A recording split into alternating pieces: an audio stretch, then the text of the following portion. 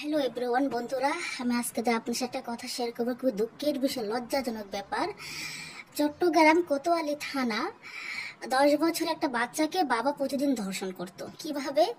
তার মা যখন বাইরে কাজ করতে যেত, আমি তার বড় বোন যখন স্কুলে যেত, তো 10 বছরের বাচ্চাটা বাসায় থাকতো।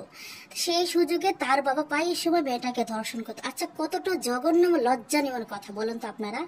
যেই বাবা তাকে জন্ম দিয়েছে, পৃথিবীতে আলু বাতাস দেখাইছে, ছোটবেলা থেকে কোলে নিয়েছে, মানুষ করছে, কত আদর স্নেহ দিয়েছে, ভালোবাসা দিয়েছে, যে বাবার ওরস একটা সন্তান পৃথিবী জন্মতে আসে, কিন্তু সেই বাবা যদি তার মেয়েকে রেপ করে, তাহলে একটা লজ্জাজনক বিষয়। 10 বছরের একটা বাচ্চায় কতটা আমাদের সমাজে মানুষগুলো নিকৃষ্ট জঘন্য মতো হয়ে গেছে বলেন তো।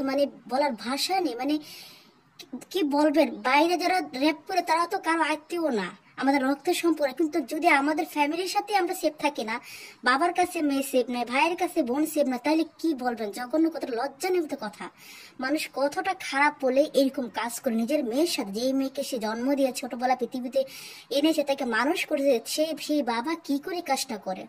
তো আমি প্রত্যেকটা দর্শকের একটাই চাই যে, সে দর্শকের একটাই হচ্ছে মৃত্যুদণ্ড, কিন্তু আমাদের বাংলাদেশ আইন এটা করে না। কিন্তু কি বলবো, আমার নিজের কাছে কি লজ্জাজনক বিষয়, দুঃখের বিষয় যে আমরা কোথায় আছি, কোন জীবনে বাস করি। 2025 সাল, তারপর আমরা মেয়েরা সেভ না, কোথাও সেভ না। তো আসলে সবাই নিজের ফ্যামিলিকে টেক কেয়ার রাখবেন, সেফ কেয়ার রাখবেন। কি বলা তো যায়, হ্যাঁ, সব বাবা খারাপ না। এক বাবার জন্য আরো বাবার বদনাম হয়, এক ভাইয়ের জন্য আরেক ভাইয়ের বদনাম, সবাই এক না। কিন্তু বলা তো যায় না কখন কার কি হয়। লজ্জাজনক বিষয় যে বাবা তার নিজের মেয়ের দিকে তাকায়, 10 বছরের বাচ্চা।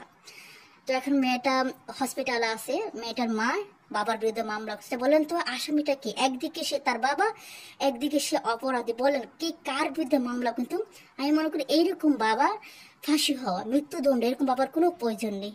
আল্লাহ হাফেজ। আমার ভিডিওটা কেমন হয়েছে সবাই জানাবেন, ভিডিওটা শেয়ার দিবেন। ভালো থাকবেন।